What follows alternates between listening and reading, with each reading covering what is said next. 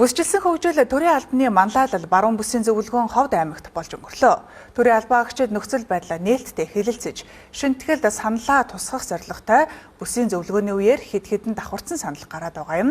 За үүнтэй холбоотой төрийн албаны зөвлөл зарим саналыг хуулийн шинжилэл хүлээлгүй.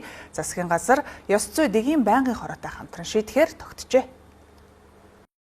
За Ховд аймгийн Ховд хотод зохион байгуулагдаж байгаа баруун бүсийн зөвлөгөөнд Увс Завхан Говьлтай Баян Үйлгийн Ховд аймгийн 30,335 төрийн албаагчийг төлөөлж 700 төрийн албаагч оролцсон.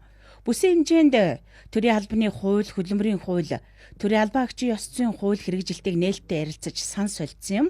Зөвлөгөөний зорилго нь төрийн албаагчдын нөхцөл байдлыг нээлттэй ярилцаж, төрийн албаны шинэтгэлд оруулах саналыг сонсох. Тиймээс төрийн албаагчдад саналаа нээлттэй хэлж байсан юм а. Гэтэл бас одоо энэ сүүлийн асуудлууд байна. Улс төрийн зүгээс дарамт шахалт үзүүлэх янз бүрийн асуудал одоо байгаа учраас цаашдаа төрийн албаны шинжилгээг цаашдаа одоо нэлээд сайн гүнзгий ирүүлэх ийм шаардлагатай байна. Тэгэхээр энэ төрийн албаагчид нь ёс зүйтэй, манлайлалтай, хууль тогтоомжийг хэрэгжүүлж чаддаг байх юм бол иргэдийн одоо төрд итгэл бол дээшлэнэ гэж бол үздэг. За тэгвэл 5 дахь бүстэй зохион байгуулагдаж байгаа бүсийн зөвлөгөөнд хамгийн их давхардаж байгаа саналыг төрийн албаны зөвлөл нэгтгэж байна.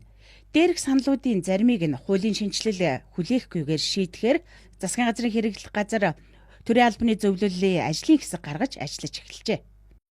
Тэгээ байнгын орооны дарга ч гэсэн та нар одоо боломжтой гэсэн шийдэх асуудлуудаа энэ орон нутгийн бүсийн зөвлөгөөнүүдийг дуусгахад засгийн газарт асуудлаа танилцуулж шийдээ гэсэн бас юм чиглэл өгөөд явж байна. Тавал хуулийн шинжилэл хүлээхгүйгээр засгийн газрын төвшөнд төрийн албаны зөвлөлийн төвшөнд батлах одоо болон шийдэх ёстой асуудлуудыг шийдчихье.